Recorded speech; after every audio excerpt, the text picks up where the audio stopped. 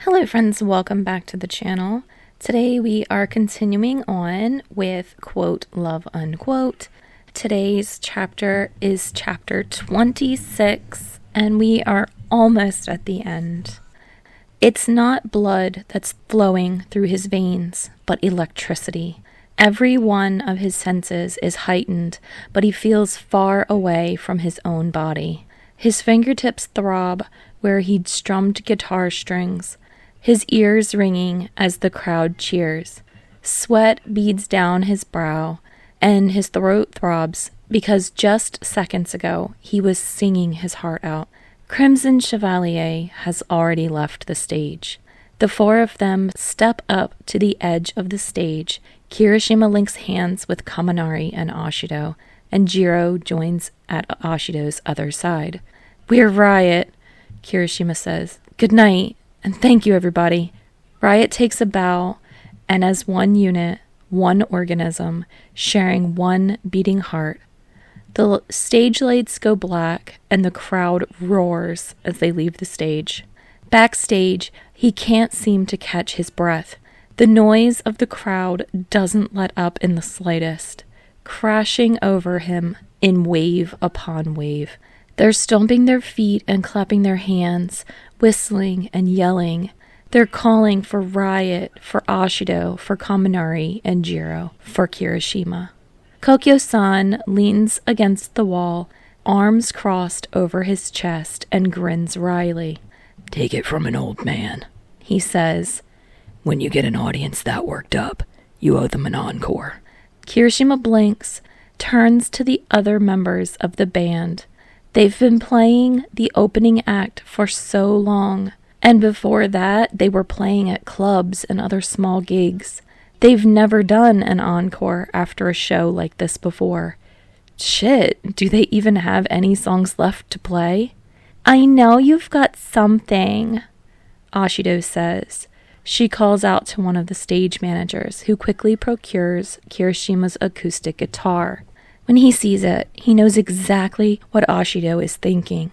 As if sensing his objection, Jiro steps forward and jabs him in the chest with one finger. "Riot's had our moment 1,000,000 times over tonight. You get out there and have yours." "We'll give you backup, of course," Kaminari says, as though it's a given. Kirishima inhales deeply, eyes filling with grateful tears as he looks at the three of them. It is a given. They're always going to be right beside him. He pulls the guitar strap over his head, adjusting the instrument in his hands. "Let's go." Time passes. A single clear spotlight shines down on him. Kirishima sits on a high stool, guitar balanced on one knee. He's shed his bright red blazer, left in a black button-down with the sleeves rolled up to his elbows. He strums the guitar once, twice. He looks out at the crowd, but their faces all blur into a mess of indistinct shapes and color. He closes his eyes and imagines the one face he's been longing for.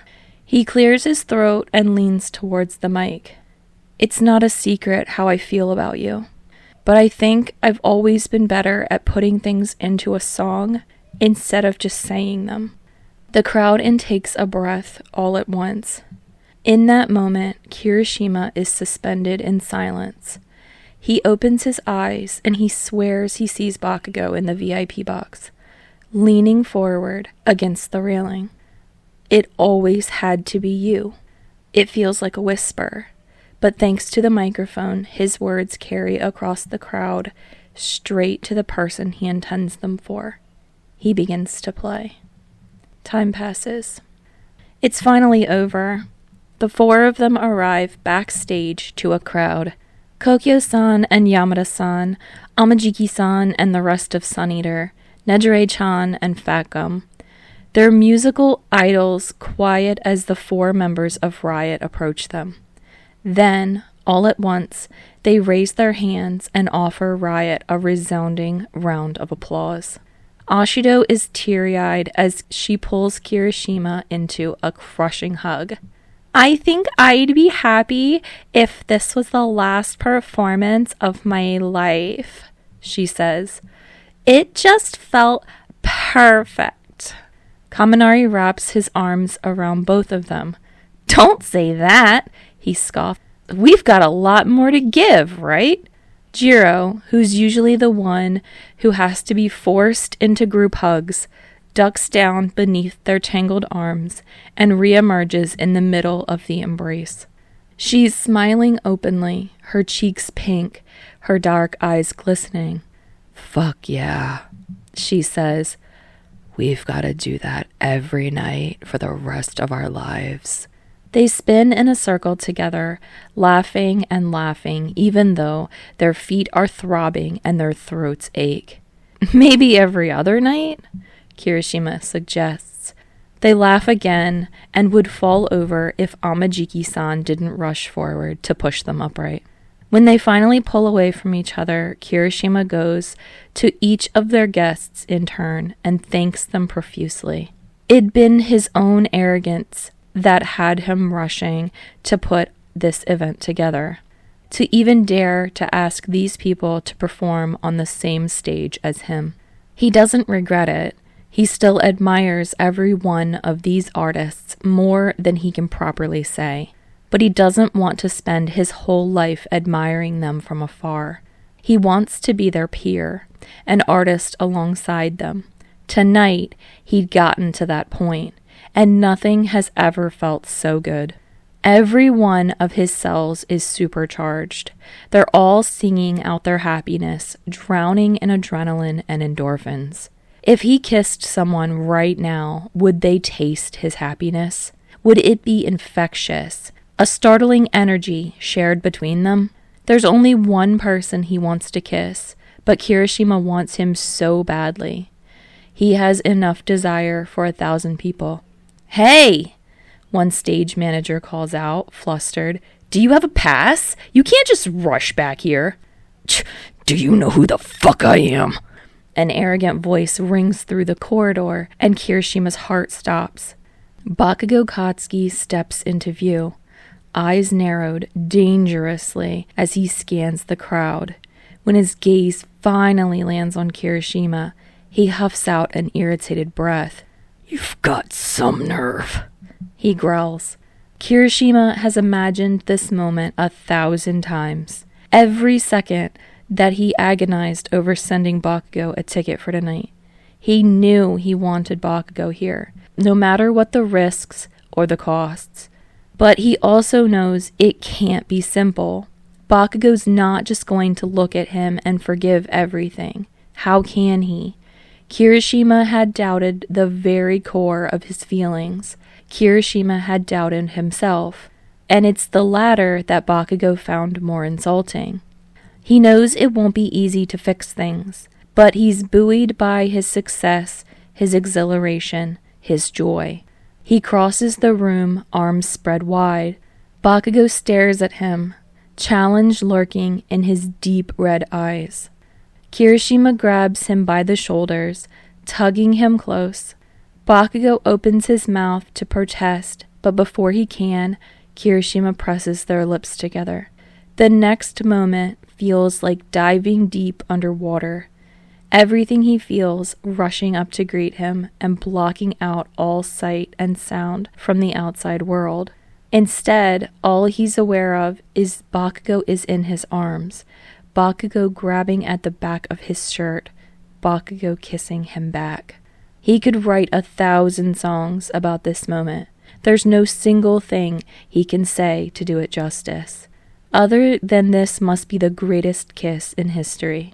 Nothing is ever going to come close to it, except maybe the next time he kisses Bakugou. He's got so many plans to kiss Bakugou because it's the only thing he ever wants to do again.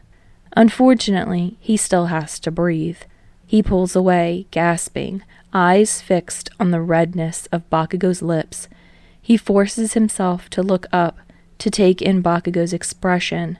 Kirishima frowns, confused. Are you mad? He asks, voice coming out in a squeak. Take a guess. Bakugou says, voice low and rough and dangerous. Why are you mad at me? Kirishima tries. All things considered, he thinks he can be forgiven a lot of things, or at least that Bakugou should put his anger aside and not ruin this moment. Bakugou's hands curl at his sides, clenching into fists. He shuts his eyes, face scrunching up painfully. He looks back at Kirishima and lets out a frustrated growl. I can't write you a fucking song, he says. All I can do is tell you that I love you, and you never listen, you asshole. And then you get up on a stage and you play that? How am I ever supposed to top that? You wrote me a goddamn song. Kirishima can't help it. He laughs. It bubbles out of him like he's just drunken a glass of champagne too quickly. He reaches out and grabs Bakugou's hands, pressing a line of kisses across his knuckles. I didn't know how else to say I love you too, Kirishima says, voice barely a whisper. The words couldn't be more true, but they're so hard to say when he doesn't think he's worthy of them. It was easier to sing with Crimson Chevalier, to sing in front of thousands of people, than to look Bakugou in the eye and tell him the whole truth. But Bakugou deserves that, and more. So Kirishima takes a deep breath and looks him in the eye. Besides, he continues, as casually as he can, they're all for you. Bakugou trembles. He rips his hand out of Kirishima's grip, beating his fists against Kirishima's chest. Asshole! He hisses, but his voice is thick. Kirishima can see the tears gathered on his lashes, just about to fall. Kirishima pulls Bakugou against his chest, holding on to him for dear life. Bakugou melts against him, even as he continues muttering curses under his breath. I'm sorry it took me so long, he says, resting his chin against the top of Bakugou's head. I'm kind of a slow learner, but I got there in the end. Bakugou's hands find Kirishima's hips, squeezing tightly. You're the biggest idiot I've ever met, and I fucking love you so much I can't even stand it. I love you too, Kirishima says again. Finally! The voice behind him startles Kirishima, and Bakugou stiffens in his arms. They both straighten up, turning to look at the small crowd that's been watching them all the while. Ashido and Kaminari and Jiro, Nejire and Amajiki, Fat Gum and the rest of Sun Eater, Present Mike, and Crimson Chevalier. You owe me 5,000 yen, Ashido says, elbowing Kaminari in the side. You bet against us, dunce face, Bakugou hisses. Kaminari is outraged. As if! I thought Kirishima would break down and try to get you back weeks ago. Still, Bakugou rounds on him, and Kirishima is too stunned to move. A hand comes to rest on his shoulder, strong and comforting. He glances up at Kokyo-san's twinkling eyes and half-smile. So that's the boyfriend. They hadn't gotten to discussing the details, but Kirishima nods all the same. Yeah, he breathes out in a wistful sigh. Isn't he great? Bakugou, red-faced, currently has Kaminari in a headlock, while Kaminari shrieks for mercy. Jiro is taking pictures on her phone, and Ashido is still demanding money. Kokyo-san chuckles. I think you kids will be all right. Time passes. They hadn't planned on an after-party, and the show ended so late into the night that in an hour or so the sun will be rising. Despite this, when the car drops Riot back at their apartment, there's a small caravan behind them. Kirishima gets out of the car, stretching his arms over his head and trying to get his thoughts in order. He's keyed up but exhausted, suspended in some strange state between being awake and being asleep. Is he dreaming? Everything about tonight feels like a dream. Someone nudges him forward, and within a few moments, he's sitting on the couch in the living room. People keep piling into the apartment, grabbing drinks from the fridge and sitting on the carpeted floor when the seats fill up. Jiro and Yaoyorozu are sharing one of the armchairs, and Kaminari is squeezed in next to Kirishima, closer and closer as others pile onto the other end of the couch. Ashido is perched on the kitchen counter with Sero standing beside her, one hand resting on her knee. Sitting on the floor, yawning and laughing in turns, are Midoriya, Ida, and Uraraka.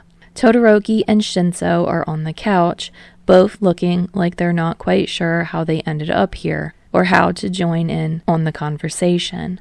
Hagakure and Eijiro are on the floor near Jiro and Yaoyorozu. Thankfully, the more experienced musicians had gone off to their own places to get some rest. Kirishima doesn't know what he would do if Crimson Chevalier suddenly appeared in his kitchen. Bakugou walks in once everyone is already seated. Kirishima's brows furrow. Where had he been until now? Kirishima had thought he'd been in the same car as Sero and Shinso. Was he pacing outside, wondering whether he was welcome to come inside? Or is Kirishima the only one who's tortured by that sort of insecurity? Hey! Ashido kicks him lightly with one foot, still covered in sheer black tights. Where have you been, mister? Bakugou bats her away, grimacing. Ordering pizzas, he muttered. What? You thought you'd keep this crowd up the entire night and not fucking feed them? Idiots. As soon as Bakugou says it, Kirishima realizes he's famished. He could eat an entire one of those pizzas on his own. But Bakugou has also taken the initiative to provide for their friends, who'd come to Kirishima's place. Forget what Kirishima had thought earlier. Bakugou feels no insecurity. He's treating Kirishima's home as if it's his own. Half drunk on exhilaration and happiness, Kirishima stumbles to his feet and crosses the floor to grab both of Bakugou's hands in his. Babe, he says, smiling to show all of his teeth. You're so good at this. I want to marry you right now. A furious red blush crawls up Bakugou's neck and across his cheeks. Can you not be a moron for once in your goddamn life? He says, pulling away half-heartedly. Oh, next time, let's get Kachan to cook for us, Midoriya says from where he's sitting on the floor. He's really good at it. Remember when he used to bring us food on the set of UA?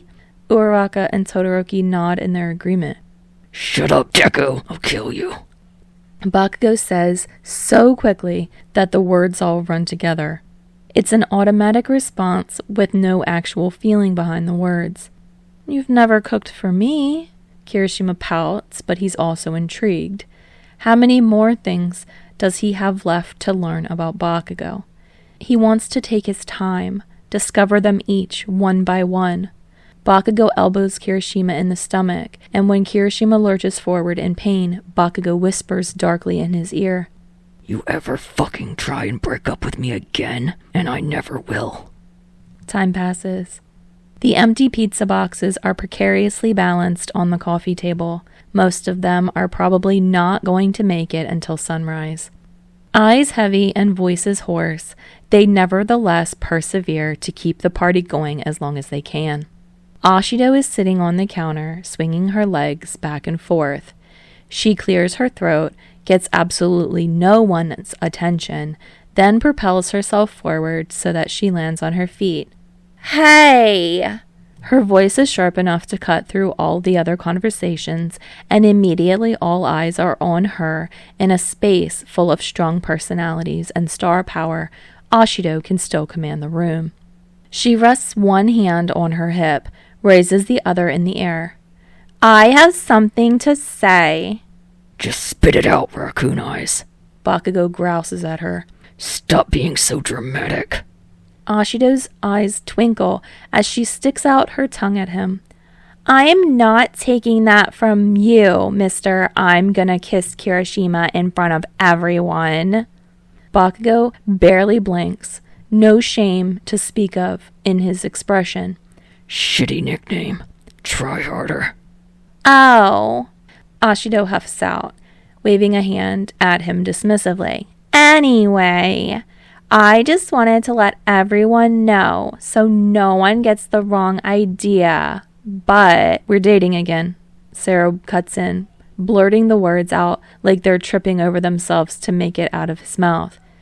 Ashido asked me if I wanted to try again, and I do. I really do. So we are. trying, and dating. Ashido purses her lips, trying to stifle her laughter. She reaches up on her toes to pinch Sero's cheek, looking at him adoringly. I don't think any of you are going to run and tell the press. And anyway, we're probably not the same headline material as Kirishima and Bakugou, but we're taking things slow, and we just thought, as our friends, you should know.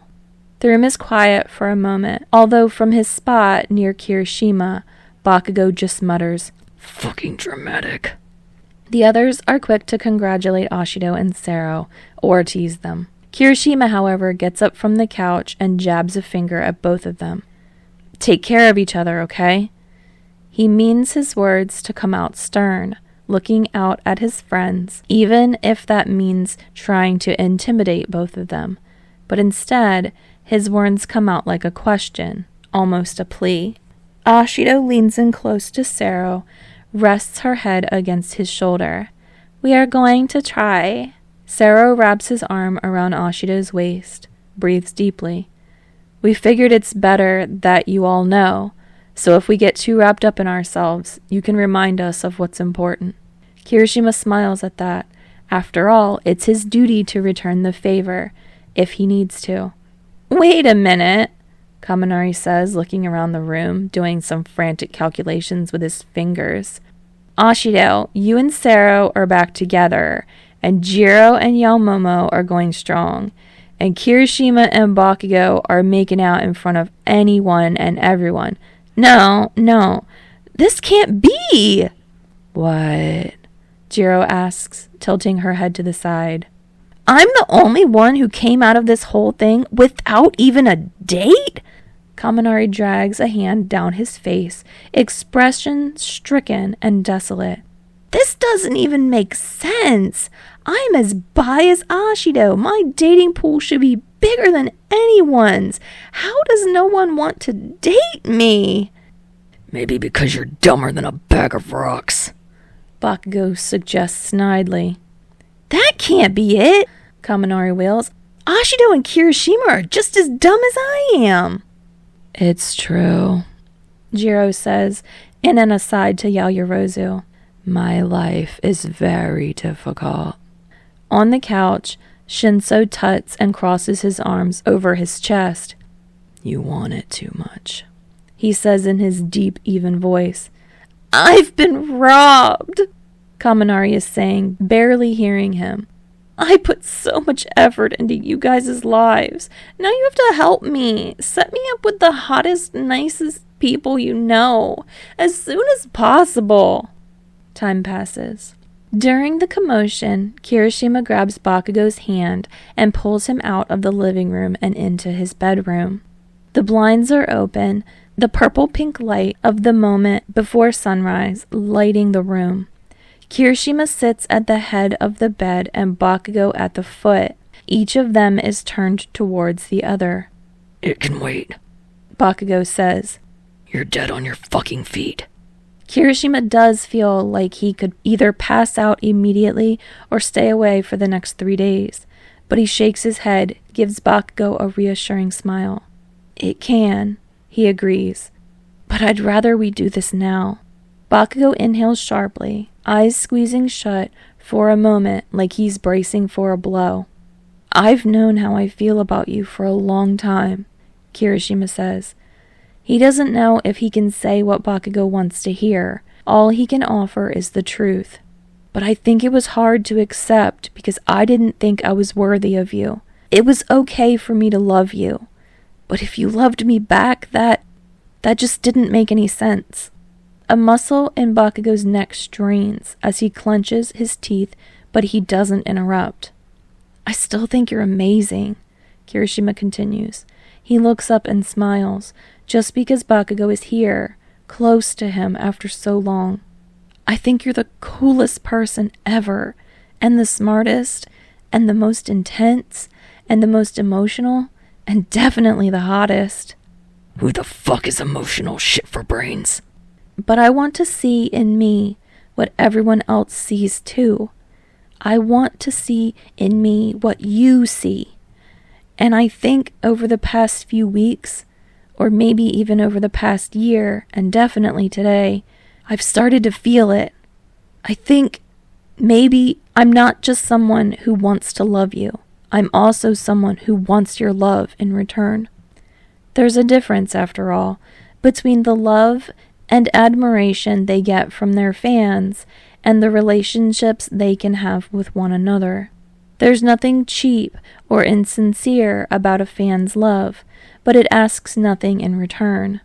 A relationship is at once stronger and more vulnerable, giving and taking in equal measures. And that's all I wanted to say, Kirishima says, smiling nervously. I understand if I took too long or I've hurt you too badly. I'm willing to take responsibility for that. But I just want you to know, Bakugou Katsuki, that I really love you. And if you want to try again, want us to be boyfriends again, I'm ready. When he's done speaking, Kirishima closes his eyes and holds his breath. He's been thinking about what to say to Bakugou for so long, but he's never dared imagine what Bakugou might say back. Then the breath he's been holding is forced out of his lungs as Bakugou wraps his arms around Kirishima's chest, squeezing him so tightly that he can't draw in air. Idiot, Bakugou says, mouthing the words just under Kirishima's ear, his voice husky. You already gave me that damn song. You stood up on that stage and you goddamn floored me. I don't care about that shit you pulled anymore. As long as you've gotten over that I was an asshole too, fuck.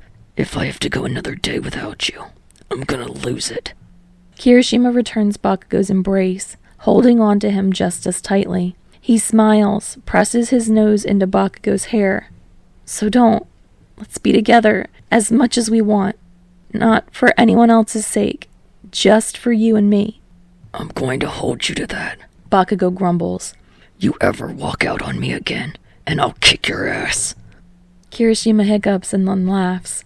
I won't run away again, he promises. When they pull apart, Kirishima's ribs are aching with how tightly they'd held on to each other. They shift on the bed, sitting side by side to look out the window. The sky has gone from deep mauve to orange gold. The first rays of sun are bursting from the horizon, and in that moment, anything seems possible. Kirishima is, after all, sitting with his boyfriend in bed, greeting a new day. The same boyfriend who's still his favorite actor, who takes Kirishima's breath away with everything he does. The same boyfriend who gives Kirishima a reason to push himself harder, to go as far as he can, because he wants to steal Bakugou's breath away the same way Bakugou steals his. He wants to give as much love as he receives for as long as he possibly can. They curl up together in bed, on top of the covers and utterly exhausted. Love you, Bakugou murmurs sleepily. Kirishima presses a kiss to the tip of Bakugou's nose, and then the two of them proceed to sleep away the entirety of the day, wrapped up in each other. Time passes. Several weeks later, Kirishima kneels on the ground as he seals up the last of his boxes. Records, clothes, workout gear, and songbooks that have been packed away. The posters have been stripped from his walls, rolled up to be transported. He hasn't quite decided whether he's going to put the UA poster back up in his new place. It might be a bit awkward, and also a bit redundant, given who he's moving in with. He sighs, sitting back on his heels. They were going to outgrow this apartment sooner or later. He doesn't regret that, but he's sad to leave it. Places where memories are made are more than just places. They're feelings, sensations that can't be easily defined. This apartment has been home and family and excitement and despair and comfort, but now it's time to move on. Kirishima hums as he gets to his feet, a melody he's been toying with for a few days. Riot has spent the majority of the past few weeks in the studio, perfecting their second album before its upcoming release. He and Ashido have co-credits on the album for vocals, but the songs themselves are listed as music and lyrics by Riot. They've all come together to make this album. It belongs to all of them. Outside his window, the billboards have changed yet again. The ad for Make My Story is long gone, replaced by a picture of Usagiyama Rumi punching out in a straight line, advertising her next MMA match. Kirishima chuckles. He knows Bakugou wants to go to that. He should look into getting tickets. He's going to miss waking up in the morning, looking out his window and seeing Bakugou in all his posed and styled perfection staring back at him. Oi, Kirishima. A voice growls from the doorway. Stop screwing around. Let's get going. The real Bakugou is leaning against the doorframe, dressed in a green army surplus jacket and black jeans. He looks unimpressed as he sees the boxes still scattered on Kirishima's floor. Can't do anything yourself, can you? Bakugou grumbles, leaning down to pile 2 boxes on top of each other and hoist them into his arms. Come on, I want to get this done before it gets dark. Kirishima looks up at him and grins. He gets up, presses a kiss against Bakugou's cheek, and then gathers up the last of his things. For a while now, home has been with him. Time passes. The line leading up to Tower Records' top floor has been capped since 8 a.m. Kirishima sits at a long table with Ashido, Jiro, and Kaminari. As fan after fan comes down the line, clutching a shiny new album with a red cover. A jagged black line cuts across the solid color like a fault line. In one corner, small block letters read, Riot, red. Their second album is projected to make the top 5 in the first few weeks of its release.